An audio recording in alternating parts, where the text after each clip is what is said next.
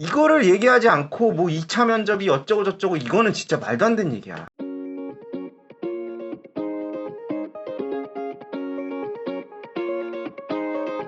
안녕하십니까. 여러분의 취업과 이직, 커리어를 위해 영상을 찍고 있는 커리어의 칩 이네블링 오피서 곰돌이 아저씨입니다. 오늘은 시스템을 약간 바꿔봤어요. 좀 설명할 때 약간 이거 무슨 스타일인지 아시죠? 여기다 그림 그리고 여기다 설명을 해드리고 이렇게 지울 수도 있고, 이렇게 해서 이거 괜찮은 것 같아가지고 이렇게 한번 설명을 해드리려고요. 강의를 이제 준비를 하고 있는데 강의에 이제 호응이 아직은 없어요. 제가 워낙 그 사람들을 아직 못 끌었기 때문에 그런 거라고 생각을 하고, 꾸준히 어떤 방식으로든 계속 강의를 만들어 보겠습니다. 여러분들 구독과 좋아요 부탁드리고요. 한번 홈페이지에 오셔가지고 어떤 식의 강의를 원하시는지 얘기를 해주시면 좋겠어요. 금방이거든요. 한 3초면 돼. 3초면 와가지고 보시면은 합격 후기들도 좀 많잖아요. 얘 괜찮은가 생각이 드시면 한번 도움이 되시니까. 제가 그렇다고 해서 막 강의 하나에 막 몇십만원 몇백만원 이렇게 받겠다는 게 아니거든요. 합격을 보장하면 그렇게 받아도 될 것 같은데 저는 솔직히 보장은 구라라고 생각을 합니다. 그건 나중에 말씀을 드리고요. 보장은 아니지만 들었을 때 무조건 유리해지는 그런 강의를 만들고 싶으니까 한번 홈페이지랑 방문을 하셔서 어떤 강의를 원하시는지 한번 말씀을 좀 부탁드립니다. 구독과 좋아요 부탁드리고요. 오늘 설명드릴 내용은 임원이에요. 임원은 회사원의 꽃이라고 불리죠. 왜냐면 회사는 결국에는 피라미드 조직이거든요. 이게 뭐 수평 조직이 어쩌고 저쩌고 할 때는요, 그때는 사람 한 5명 이상만 돼도 피라미드로 될 수밖에 없어요. 왜냐면 안 그러면 조직이 안 굴러가. 저도 이제 군대에서 장교 생활을 했지만 그때부터 이제 좀 느꼈던 게, 이게 사람이 이게 서열이 없으면 안 굴러가요. 이게 막 그때 당시에 제가 군 생활할 때 그런 걸 좀 했거든요. 가혹행위, 구타 막 이런 게 엄청 심해서 그런 거 절대 하지 말아라. 병사들 간에는 평등하다. 이거 평등하다 한 1년 돌리니까 어떻게 되냐면 1, 2등병이 이제 막 일을 해야 되는데 뒤에서 손 쳐매고 앉아있어. 그 전에는 병장들이 앉아있더니 이제는 1, 2등병이 앉아있어.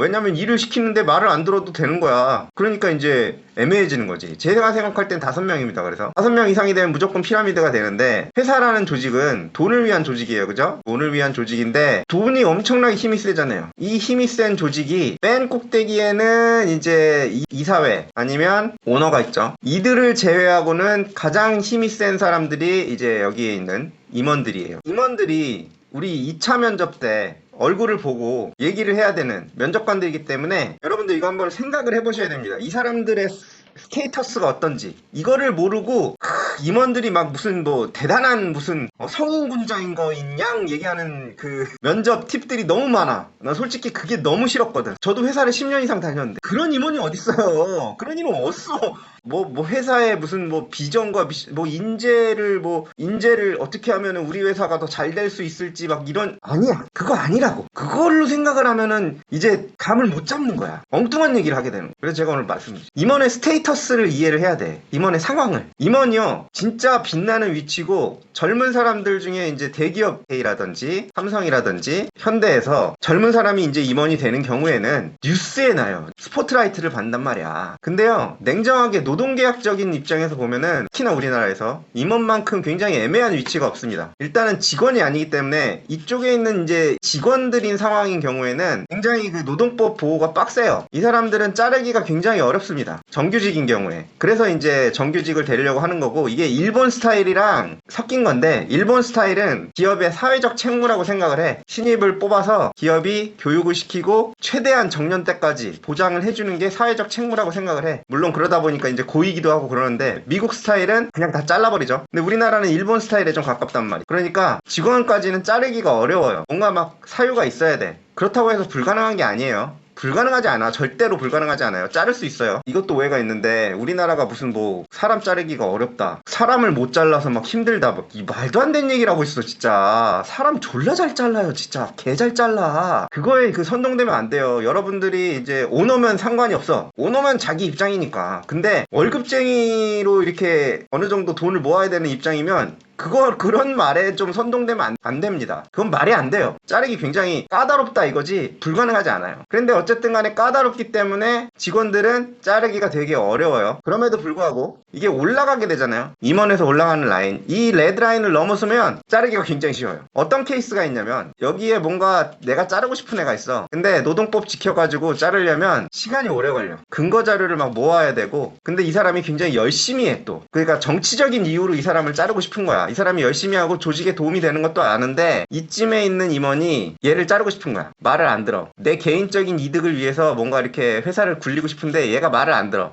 그럼 어떻게 하냐면요, 이분을 승진시킵니다. 아, 이거 얘기해도 되나? 보통 일어나는 일들이에요. 이분을 승진시킨 다음에 해고. 어떻게? 한 달 만에도 해고해도 됩니다. 예전에 그 사건 아시죠? P사에서 있었던, 그분이 막 여기저기 고소를 하고 다닌다 그래갖고 좀 얘기하기 그런데, 그 비행기에서 약간 갑질로 유명했었던 분이 있어요. 그분 뭐 실명까지 다 나왔는데, 그 우리가 좋아하는 맨날 먹는 그 라면 때문에 그분이 굉장히 쉽게 잘렸죠. 그리고 그분이 고소를 했어요, P사를. 이건 부당해고다. 당연히 야, 네가 그렇게 사회적 물의를 일으켰으니까 자른 게 정당해. 근데 이분이 얼마나 만에 잘렸더라? 거의 상무 되자마자 잘렸을 거야. 근데 이 P사가 이겼어요. 임원은 법적으로 그렇게 막 세게 보호를 받지 못해요. 왜냐면은 임원은 어떻게 보면 이사야. 물론 월급쟁이긴 한데 이사기 때문에 야, 니도 회사를 운영하는 입장 아니냐. 너를 자르는 거는 직원을 자르는 거랑은 다르지. 그래서 진짜 눈꼴시다, 얘를 잘라야겠다 라는 하는 경우에는 진급을 먼저 시킨 다음에, 보통은 제가 다녔던 대기업들은 약간 암묵적인 룰이 2년이었어요. 2년은 지켜준다.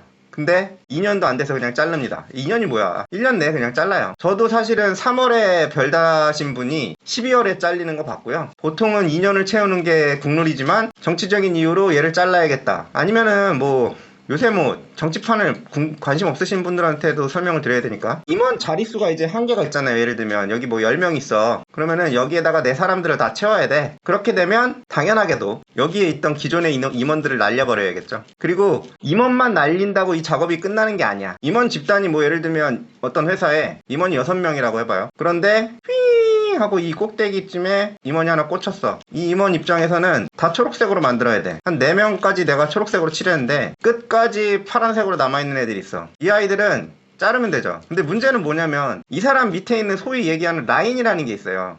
이게 한국 기업에도 있습니다. 분명히 있어요. 이 사람들도 다 파랗게 칠해져 있단 말이야. 예를 들면 이렇게 나머지 사람들은 좀 회색이에요. 뭐 얘는 파란색인지도 모르겠고, 그러니까 자기가 초록색으로 바꿔야 되는데 약간 얘는 연한 파랑이야. 그러니까 얘는 상관없어. 아니면 직급이 낮아가지고 크게 뭐 조직에 영향을 안 줘. 그런 경우에는 이분들은 그냥 자르면 되죠. 근데 이 밑에 있는 사람 중에 특히 뭐 이런 사람들 직급이 높아, 이런 분들은 잘라야 된단 말이야. 그럼 어떻게 하냐면요, 이 사람은 날려버려 일단은. 그런 다음에 얘를 진급시켜. 그러면 좋다고 좋아하지. 그런 다음에 한 2개월이나 한 3개월, 뭐 길면 한 6개월 뒤에 온갖 꼬투리를 잡아서 일단은 졸라 괴롭혀.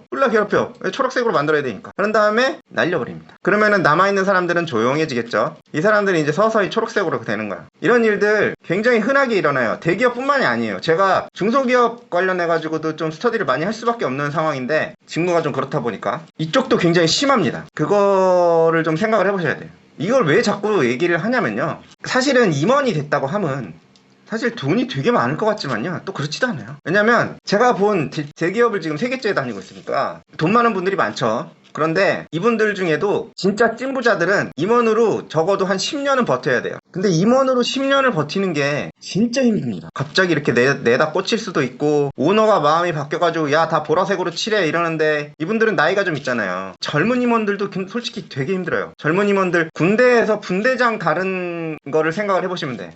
군대에서 이 분대장이라는 게 있거든요. 소대를 하나의 조직으로 보면 분대장들이 이제 임원 느낌이라고 보시면 되는데, 이거를 젊은 나이에 달잖아요. 아니면은 좀 짬이 안 되는 게가 뭐냐면, 군에 간지 좀 얼마 안 되는데 달면은 되게 힘들어요. 진짜 개고생합니다. 그것도 되게 많이 받고, 젊은 임원도 마찬가지예요. 진짜 온갖 견제 다 들어오고요. 뭐 말만 할 때마다 태클 걸리고 막 이런 경우가 굉장히 많아요. 그러니까 이게 살아남는 게 쉽지 않아, 10년을. 근데 한 10년을 버텨야지. 솔직히 우리가 이제 기사에서 보는 임원들 중에 막 연봉 막 몇십억 몇백억 되는 사람들은, 그 사람들은 그렇게 주니까 어떻게 보면 약간 이 밑에 집단에다가 희망을 주는 거야. 이 밑에 집단에다가 야, 나도 임원이 달면 큰 부자가 될 수 있겠구나 라면서 희망을 주려고 일부러 그걸 공개를 하는데, 생각을 해보시면 심지어 우리나라 최고의 기업인 삼성에서도 그런 분들은 얼마 되지도 않아요. 솔직히 그런 계열사 자체가 굉장히 적어. 그렇게 생각을 하시면 진짜 한 0.01%? 0.0001%가 한 10년 버텨서 큰 부자가 됩니다. 그러니까 이분들의 가장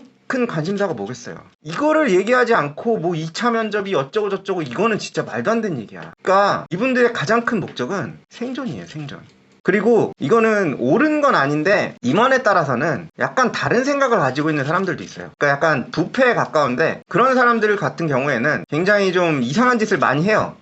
근데 그 사람은 그게 목적이 아닌 거야. 내가 여기서 10년을 사는 게 목적이 아니고 어떻게 해서든지 뭔가 이 종잣돈을 좀 마련해가지고 어떻게 좀 뭔가 해보고 싶은 거야. 이런 사람들 실제 있어요. 저도 봤고. 그래서 이제 암투에서 살아남는 법이 뭐냐? 그래서 네가 뭔데? 암투에서 살아남는 법이 뭔데? 이 사람들 그래 생존에 그래 목숨 거는 거 알겠어. 그래서 암투에서 살아남는 법이 뭐야? 라고 하면 저는 딱 이거예요. 입조심. 모든 경우에 이 회사 생활에서 입조심 굉장히 중요하지만 특히나 임원 앞에서는 입조심 진짜 조심해야 돼요. 저도 초년생 시절에 시답잖은 실수지만 그게 이제 나중에 어떻게 돌아오는지를 꽤나 많이 봤고 주변에 있는 분들이 또 입을 이렇게 잘못 얘기를 했다가 영린을 건드려가지고 임원들한테 어떻게 보복을 당하는지 굉장히 많이 봤기 때문에 진짜 이건 중요합니다. 예를 들면 아까 얘기했던 어떤 비리 임원이 있어. 비리 임원이 이 아저씨가 갑자기 뭔가를 해보고 싶어. 그래가지고 그러니까 자기가 아는 공사업체에다가 일감을 주고 싶어. 이거를 회의 시간에 얘기를 했는데 이 임원 밑에 있는 사람들만 회의 시간에 다 참석을 한 거야. 임원이 여기 있고 막 이 회사 어떠냐고 막 야부리를 털어. 누가 봐도 이거는 이 임원 아는 사람이야. 골프 쳤어. 다 알아. 임원 보통 비리를 저지르는 임원들이 잘 모르는 게 자기는 모를 거라고 생각하는데 밑에 있는 사람 다 알아요. 아무튼 그래서 이 아저씨가 얘기를 해. 야 이거 A 업체한테 공사 맡긴다. 이러면 여기에서 만약에 여러분들이 신입이다. 근데 손을 딱 들고 그건 좀 아닌 것 같습니다. 그 업체는 이런 조사를 해봤더니 아닌 것 같다. 이렇게 얘기를 했다 쳐요. 여러분 정의로운 건 좋은데요. 이런 경우에는 이 임원이 정의로운 여러분을 박살을 낼 겁니다. 온갖 꼬투리를 잡아서 평가를 박살을 내고요. 그 다음에 방출을 시킬 수도 있어요. 이 방출을 시키면 최악이 뭐냐면 방출된 곳에다가 온갖 나쁜 얘기를 다 해놓는다고 여기다가. 그런 다음에 여기다 던진단 말이야. 자르기는 어려우니까 그러면은 여러분들은 여기서 진짜 한 몇 년 동안은 계속 손해를 볼 수밖에 없어요. 진짜 성실하게 해가지고 뭔가 평가를 좋게 받았으면 좋겠지만 쉽지 않아요. 왜냐면 이게 사람 선입견이라는 게 특히나 임원급이 그렇게 얘기를 해버리면 되게 강력하거든요. 뭐 다른 회사로 도망가는 게 제일 좋지만 이런 경우에는 그것도 되게 힘든 거예요. 그러니까 굳이 회의 시간에 그걸 얘기를 해가지고 이 임원 눈앞에서 내가 찍힐 필요가 전혀 없는 거야. 진짜 내가 정의롭고 싶다면은 루트가 다 있잖아요. 그런 루트, 공식적인 루트들이 있거든요. 대기업 같은 경우에는. 그런 루트를 통해서 슬쩍 얘기를 하는 거지. 그 내부 고발자라는 게 쉽지가 않은 거예요. 이게 내부 고발, 근데 내부 고발 같은 이런 극단적인 케이스 말고도 임원의 그 비위를 건드리는 경우는 굉장히 많을 수밖에 없어요. 사람이잖아. 이 생존에 굉장히 예민한 이 사람들 앞에서 엉뚱한 얘기를 하는 거 그거 굉장히 위험합니다.